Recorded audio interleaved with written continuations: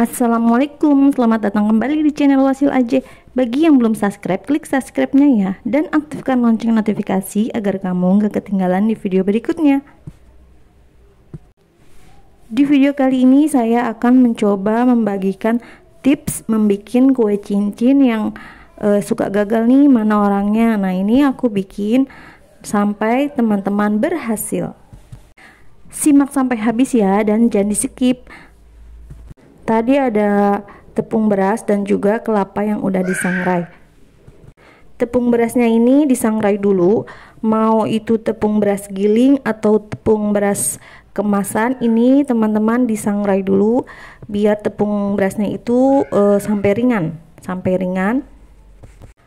Nah, kalau tepung berasnya udah terasa ringan, ini kita akan buat campur tepung beras itu dengan kelapa sangrai. Nah, kelapa sangrainya ini habis disangrai terus diulek ya teman-teman biar agak halus gitu. Nah, ini dicampur. Oh ya, tadi tepung berasnya itu disangrainya pakai garam ya, biar nanti nggak usah pakai garam lagi. Dan ini ada gula merah. Gula merahnya ini kita hancurkan dulu biar nanti gula merahnya itu cepet meleleh. Ini gula merahnya udah hancur dan ini ada 1 gelas air. Kemudian ini gula merahnya direbus hingga gulanya itu mendidih.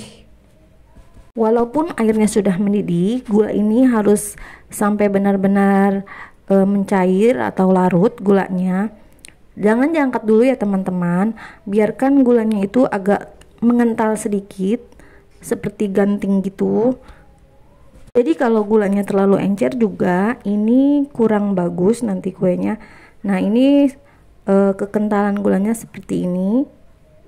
Sebenarnya bikin kue cincin itu ada beberapa langkah yang sering teman-teman gagal, itu ada pertama di air gulanya. Nah, di air gulanya ini teman-teman harus benar-benar paham banget. Setelah itu masukkan air gulanya ini selagi panas. Jadi selagi panas itu air gulanya benar-benar dimasukkan, campur sama tepung beras sama yang udah disangrai tadi sama kelapa sangrai. Ini diaduknya cepet ya teman-teman, cepet banget. Diaduk terus sampai larut, sampai rata itu tepungnya, dan juga sampai sampai adonannya itu mengental. Nah, ini sebenarnya adonannya ini masih terlalu encer ya, mungkin airnya kebanyakan. Langkahnya itu teman-teman boleh tambahkan tepung beras. Pastikan gulanya itu masih panas. Jadi teman-teman tambahin lagi tepung berasnya dan ini diaduk terus sampai dia dingin.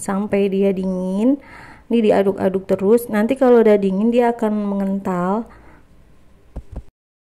Banyak sekali orang yang gagal membuat kue cincin meskipun resep dan cara membuatnya itu sudah benar, tetapi mungkin langkah-langkahnya itu banyak yang teman-teman belum ketahui. Nah, ini diaduk terus sampai dia dingin.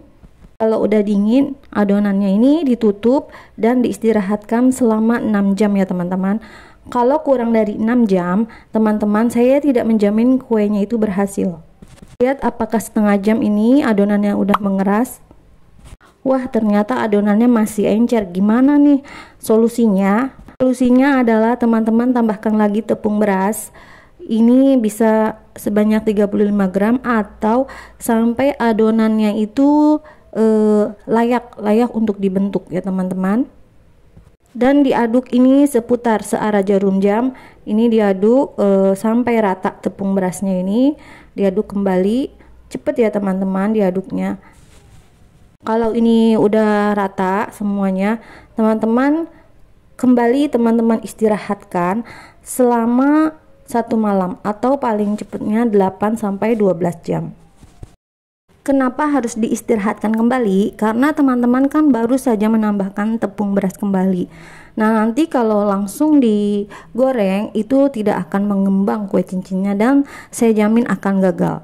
Jadi teman-teman harus diamkan lagi selama 1 malam.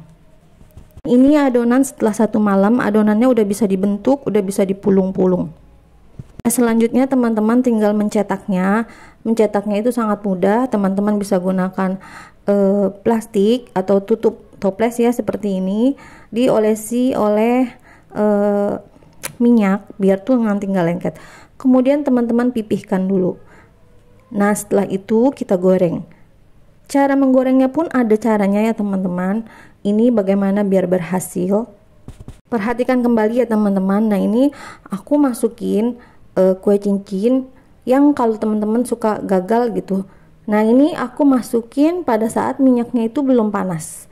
Jadi kue cincinnya ini kita lihat apakah dia akan mengembang. Dia akan menaik tetapi dia tidak mengembang. Dan hasil kue cincinnya ini teksturnya dia akan bolong-bolong. Jadi bolong-bolongnya itu minyaknya itu masuk ke dalam kue itu. Nah seperti ini dia bolong-bolong, dia tidak berkulit, dia tidak mengembang. Jadi teman-teman harus pastiin dulu minyaknya itu harus benar-benar panas. Kemudian kita lihat lagi setelah minyaknya panas, apakah ini kue cincinnya akan berhasil. Nah lihat ya teman-teman, pastikan dan perhatikan. Kue cincinnya itu akan cepat naik ke atas, ke permukaan, dan dia mengembang. Kita pipihkan lagi ya teman-teman. Ini kita lihat naik ke atas, cepat banget mengembangnya. Nah kalau udah kayak gini, setelah dibalik ini nggak usah lama-lama ya teman-teman, karena nanti takut hangus atau karena ini minyaknya tuh emang bener-bener panas. Lihat hasilnya berbeda dari yang pertama tadi. Setelah saya mengalami berbagai macam kegagalan, saya pelajari tuh gagalnya di mana cara membuat kue cincin itu. Jadi sebenarnya itu kue cincin itu memang kue yang kalau kita lihat tuh gampang ya teman-teman, tapi ternyata tuh susah banget bikinnya untuk menjadikan kue cincin itu yang benar-benar sempurna. Jadi teman-teman harus pastiin langkah-langkahnya itu udah bener banget. Cakep banget ya teman-teman jadinya. Nah ini aku bikin lagi. Untuk memipihkannya itu, untuk menekan-tekannya itu juga ada caranya teman-teman. Jadi pada saat ditekan-tekan itu adonannya itu teman-teman harus rata ya permukaannya itu. Jadi jangan ada yang tebal, jangan ada yang tipis. Kalau nanti teman-teman tidak rata atau ada yang tebal ada yang tipis pada saat dipipihkan ya, nanti teman-teman kuenya itu kayak seperti bisul dia. Jadi ada yang tinggi, ada yang enggak. Nanti kue cincinnya membentuk bisul. Jadi teman-teman harus pastiin kue cincinnya itu pada saat dipipihkan itu rata. Nah ada lagi nih tips pada saat mengangkat kue cincin dari tutup toples itu pastikan jari teman-teman itu bersih, tidak lengket. Kalau dia lengket hasilnya seperti ini ya teman-teman, dia tidak bulat. Nah karena dia menempel di jari pada saat mau dimasukinnya ke dalam minyak. Sebenarnya ini aku juga belum bagus banget bentuk bulatnya. Tapi aku belajar terus hingga nanti benar-benar kue cincinku ini bentuknya bulat sempurna. Banyak sekali teman-teman yang bikin kue cincin itu gagal dalam artian ini kuenya keras, kuenya ngepure, maksudnya tuh pecah di minyak. Jadi berantakan, kuenya hancur di minyak pada saat digoreng. Nah ini ada triknya ya teman-teman. Pastikan minyaknya itu harus panas. Dan saat mencetak kue cincin, pipihkannya itu benar-benar rata. Agar nanti bentuknya itu enggak bisul-bisul. Dan juga jarinya itu pastikan harus bersih biar enggak lengket pada saat diangkat kuenya dari tutup toplesnya. Kalau jarinya lengket, kuenya itu nanti bisa lengket juga.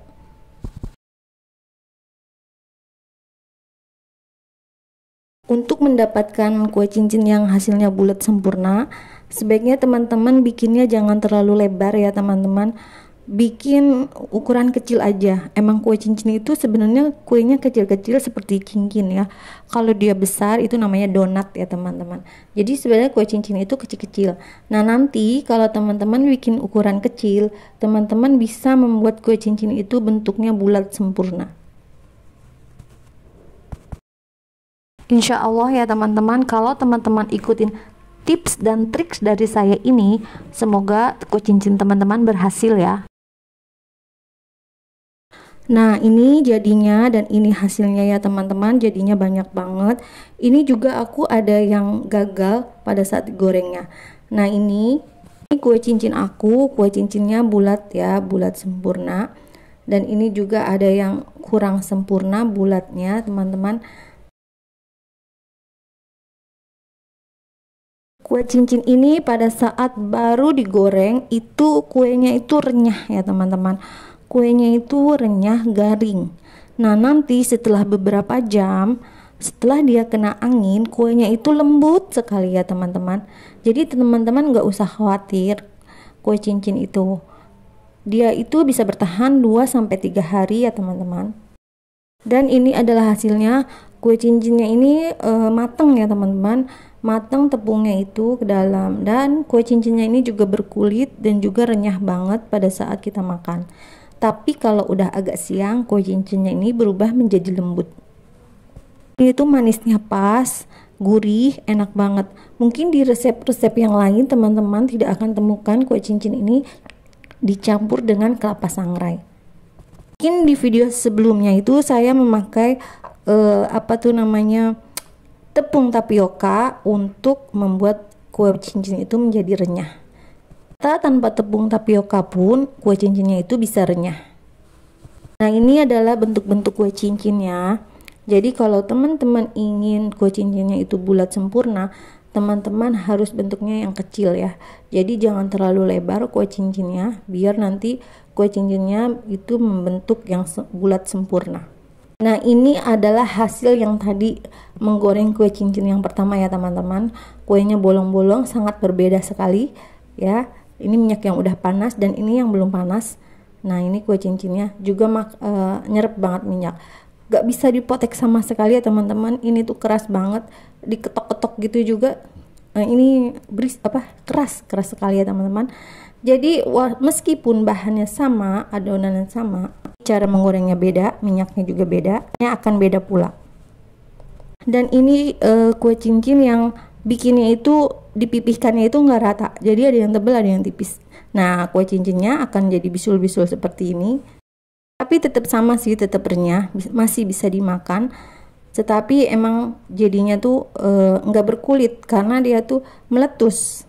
Nah, gimana teman-teman? Mudah kan cara membuatnya? Selamat mencoba ya. Terima kasih sudah menonton. Jangan lupa like, share, dan subscribe video saya. Dan mohon maaf jika ada kekurangan dan salah-salah kata.